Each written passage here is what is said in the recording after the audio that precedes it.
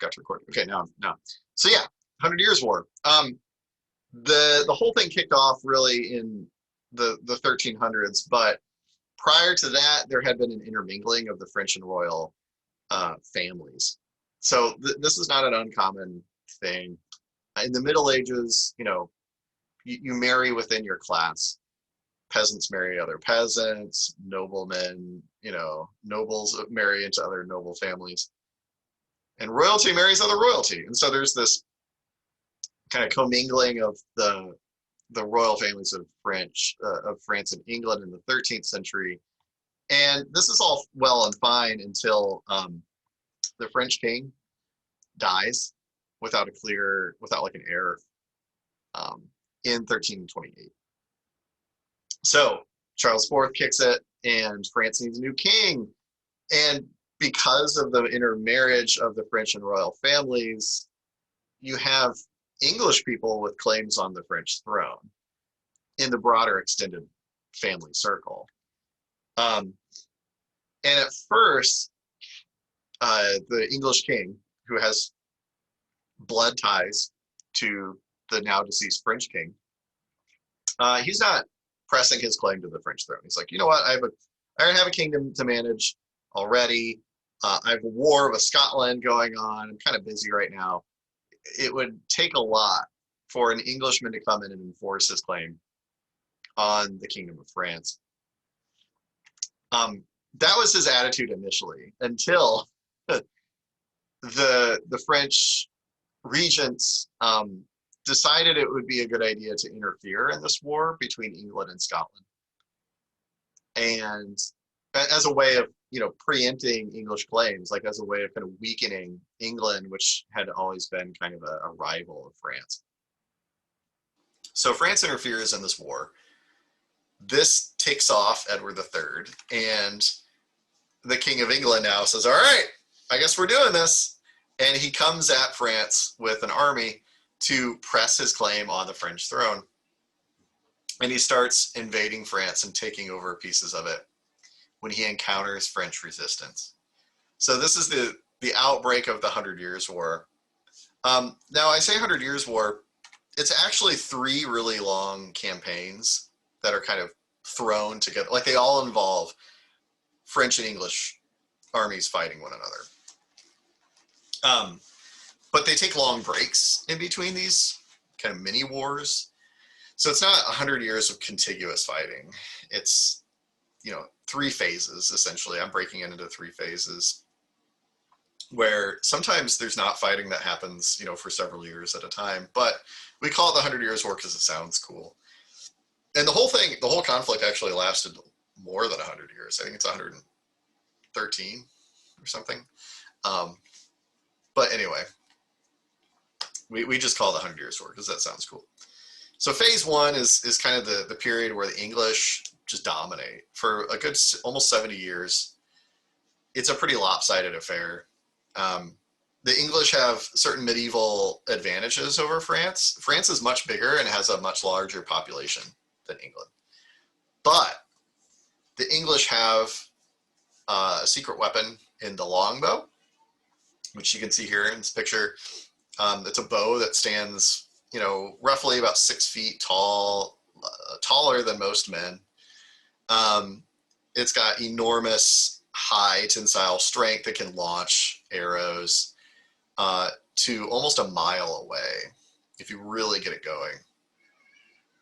You'll probably almost break your bow doing that, but nonetheless, the English can launch missiles at their enemies from a long ways away, which gives you a really big advantage in medieval warfare when most of it is hand-to-hand combat. So the longbow is an excellent English tool of warfare. In general, the English just have better leadership when it comes to kings and generals. And they also have kind of a secret weapon. In addition, in the small little duchy of Burgundy. So most of medieval France looks a lot like kind of present day France for the most part. But there were kind of independent little duchies or, sovereign parts of feudal France, like Burgundy, which is in the dark purple there on the east part of France proper. And Burgundy was allied with the English for most of the Hundred Years' War. So this is the strategic. This map is the situation by the end of phase one. After 70 years or so of on and off conflict, France finds itself basically fighting a war on three fronts against the English, who have taken over most of the top third of France, against Burgundy in the east, and also the English control Bordeaux and the region around that in the southwest of France. So things are not looking great for France. The thing that turns it around is this random, super random event where a peasant girl comes from nowhere to take charge of the French armies and turn things around. That's Joan of Arc. And you've probably heard of her. Forgive my typo here, but as a teenager, as someone who's like, I think 17 or 18, by the time she leaves her village in rural France, she is hearing voices. She hears voices from God and from angels saying, you know, it's your destiny to go and save France. And she does. She takes off for the French court, which is not in Paris. Paris has been canceled by the English. I forget where they're stationed, but France goes and finds the French, the person in line to become the French king. He's not been anointed yet. He's called the Dauphin, but he's basically the French king. And the way that she requests an audience with the French king. He's like, yeah, sure. But he doesn't quite trust this girl. He doesn't know what's going on. He's just heard lots about her. And he tricks her. As the story goes, he invites her into the courtroom, but he's disguised himself as a nobleman, and he's placed one of his buddies on the throne. And when Joan enters the court, she sees this imposter on the throne. She knows immediately that's not the real king. She goes, you're not the king. She scans the audience, and she finds the actual king hiding as a nobleman among his courtiers. And the French king is so impressed by this, like, oh my gosh, you're the real deal, that he trusts her to lead an army to the besieged city of Orleans, which is in the middle of France. It holds a very strategic position along a river. It's kind of the gateway to, the southern half of France, and it's under siege by the English in 1429. So Joan takes an army, kind of a ragtag army of hardened French veterans and call-ups by the French levies, and she relieves the siege of Orleans. She saves the city. She becomes known as the Maid of Orleans, and she goes on to fight other battles after that, and she just wins a string of victories across occupied France. Now this ends after not too long, about a year after Orleans. She is captured by the Burgundians in an ambush. And she is sold to the English, put on trial. The English know they need to get rid of her, but she's a prisoner of war. They can't just kill her. So they put her on trial for heresy because she dresses like a dude. Transvestism and cross-dressing is highly frowned upon in the Catholic Church at the time, and she's put on heresy for cross-dressing, and is killed as a 19-year-old. She's burned at the stake. So that's the end of Joan, but what she's done is turn the tide of the war. She's able to propel French forces and able to get them to believe in themselves again. And phase 3 of the war is essentially the English being on the back foot, losing a lot of battles, being pushed to the English Channel. They give up all their holdings in France except for the port of Calais, which is on the English Channel. And even then, a few years later after that, the French were able to take that. So for 20 more years after Joan of Arc, it's just more warfare. But this time the French are winning. And the whole war ends with everything going back to the way it was over a century before that. which is no English holdings in France. The French are able to consolidate their control over all of ancestral France. And eventually they're even able to annex Burgundy. They go to war against Burgundy, which has been left by its English allies to kind of flop in the wind. And so France comes out of this stronger, but boy, was it dark there for a good 70 or so years. So that's a brief overview of the 100 Years' War. I want to briefly just kind of talk about, while this is all happening, while this is true for the whole Middle Ages, this is true for 100 Years' War. In the background, you're not able to see a whole lot of like huge armies duking it out. Most campaigns are waged by, at the most, you know, a few thousand guys fighting each other. And this is because manpower is just simply in high demand for a lot of the Middle Ages. Its life expectancy is very low. Men and women, it kind of fluctuates between like late 20s, mid 30s is the life expectancy. Like, you're not expected to live very long as a peasant in the Middle Ages. And that's mostly because of disease. Just the rampant, inhospitable environment of pre-modern medicine, Middle Ages, when there's not a lot of sanitation, there's not a lot of public health, not a lot of understanding of disease. Weirdly enough, life expectancy was higher in the ancient period than it was in the Middle Ages because of the collapse of a lot of Roman institutions like baths, aqueducts carrying fresh water. Now, the Romans had their problems too, but the collapse of infrastructure, Roman infrastructure in the Middle Ages, sees a decline in life expectancy for large swaths of the Middle Ages.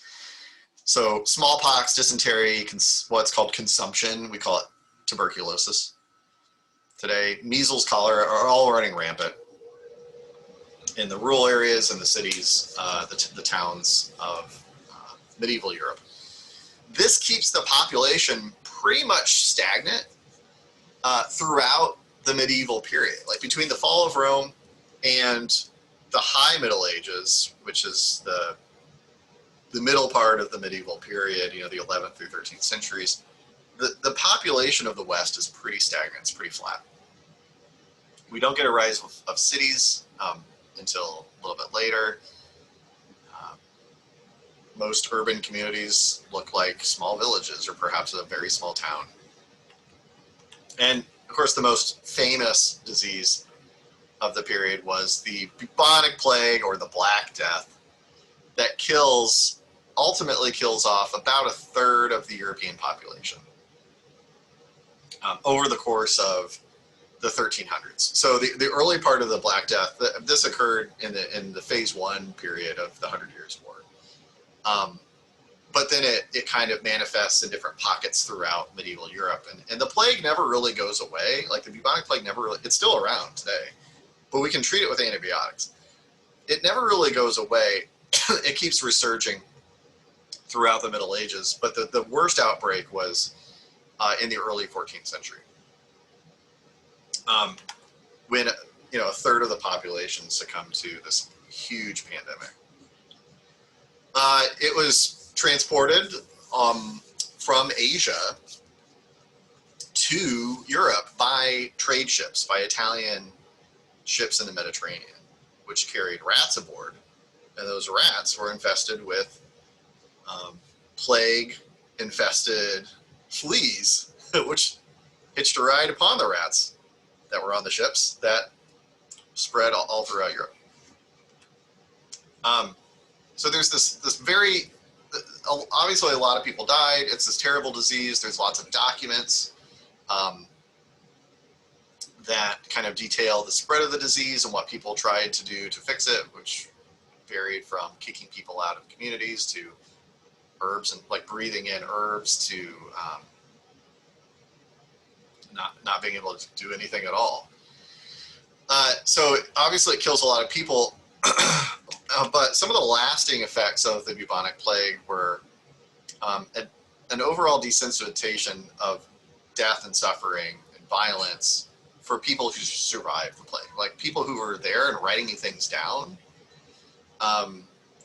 particularly in Italian cities where there's a lot more educated people. There's documents from the city of Florence describing folks as like, oh, well, my neighbor Bob died today, man, no biggie.